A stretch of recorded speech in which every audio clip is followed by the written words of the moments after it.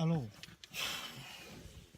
salut, chers activistes, chers surfeurs, blogueurs, youtubeurs, combattants pour l'émergence africaine, chers panafricanistes. Je vous salue une fois de plus, c'est le Banen de Yingui. Aujourd'hui, j'aimerais parler d'un sujet qui tient beaucoup de jeunes Camerounais à cœur. Il s'agit bel et bien de la fête de la jeunesse. La fête de la jeunesse qui aura lieu le 11 février 2018, c'est-à-dire demain. Alors, je vais essayer de faire un bilan de toutes ces 52 fêtes de la jeunesse. Du moins, je vais me limiter à celles qui font partie entière de ce régime, en fait, depuis 36 ans. J'ai suivi avec beaucoup d'intérêt le journal télévisé d'Equinox, où on a brossé d'une manière vraiment excellente un bilan de ce régime vis-à-vis de la jeunesse. On a une jeunesse qui est désillusionnée, on a une jeunesse qui est abandonnée, on a une jeunesse qui est manipulée, on a une jeunesse qui est rackettée et on a une jeunesse qui vit dans la pauvreté. Beaucoup de jeunes, dans le but de se faire une carrière ou de s'assurer un avenir, ont dû quitter leur pays. Je fais partie de ceux-là. Beaucoup de jeunes qui n'ont pas pu être intégrés après leurs multiples diplômes de l'enseignement secondaire, universitaire et voire même au-delà, se sont retrouvés en train de faire de mototaxi, de callbox ou la vente à la sauvette ou même des démarcheurs, comme on dit, des agents commerciaux. Beaucoup de jeunes sont également dans cet espoir qui est renouvelé chaque fois, vivent dans cet espoir en fait, qui est renouvelé chaque fois, chaque le 11 février ou le 10 février, si tel est le cas, puis c'est le moment où le disque sort, ou la semaine qui précède cette fameuse fête de la jeunesse. C'est en ce moment qu'il me semble qu'on pense à la jeunesse. Et même lorsqu'on pense à la jeunesse, c'est pour lui faire des promesses fallacieuses, des promesses vides de contenu, des promesses inutiles en fait. Chaque année, on est soumis à ce même cycle, à cette même répétition, à cette même routine, et rien ne change. Et nous les jeunes, il faut dire, nous sommes responsables pour ce qui nous arrive.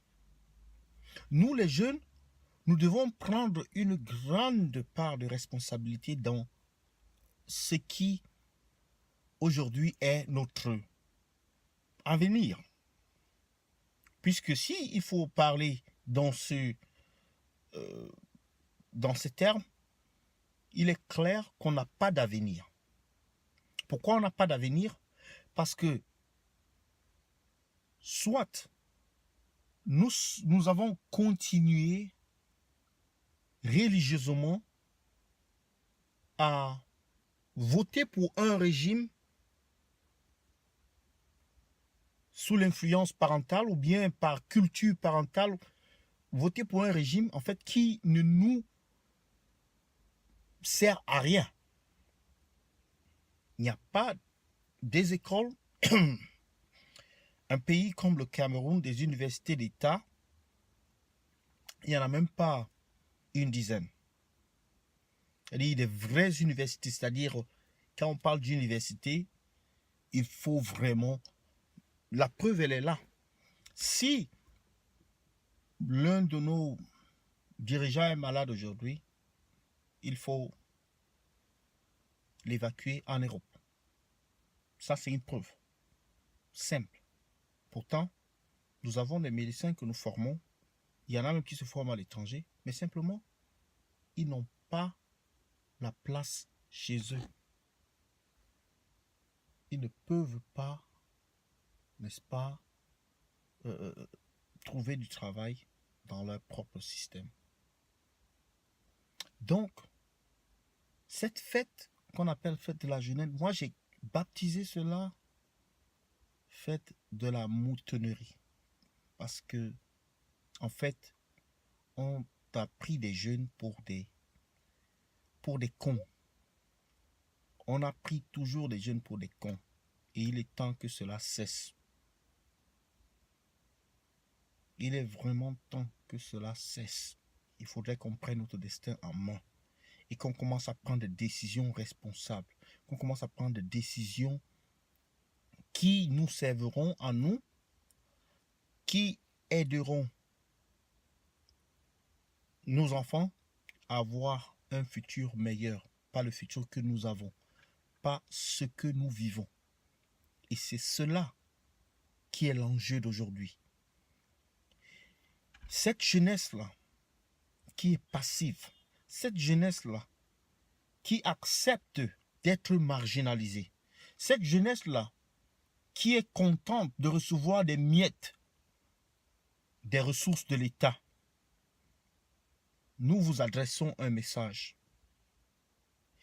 Vous n'avez pas d'avenir. Vous pensez que vous avez un avenir, mais vous n'avez pas d'avenir dans un État où toutes les personnes n'ont pas les mêmes droits. Dans un État où tout le monde n'a pas les mêmes chances. Dans un État où tout appartient à un clan ou à un groupe de personnes. Alors, nous demandons que les jeunes sortent de leur morphisme et qu'ils sortent de leur peur et qu'ils prennent leur destin en main. S'il faut descendre dans la rue, qu'ils soient prêts à le faire parce que c'est un combat qui vaut la peine. Le Cameroun, en ce moment, ne va nulle part. Depuis 36 ans que ce pays est gouverné d'une manière magistrale, d'une manière jacobine. Et les résultats, nous les connaissons tous. Pas de route, pas d'école, pas d'emploi, pas de service de santé, pas de boulot. Pour ceux même qui sont qualifiés, et des villages qui sont abandonnés, l'exode rural qui continue, qui s'accentue d'année en année. Quoi d'autre? Pas d'eau, pas d'électricité. En fait, nous régressons même. Pourtant, nous avons toutes les ressources qu'il faut. Nous avons un pays qui est riche. Nous avons des jeunes capables, formés et vraiment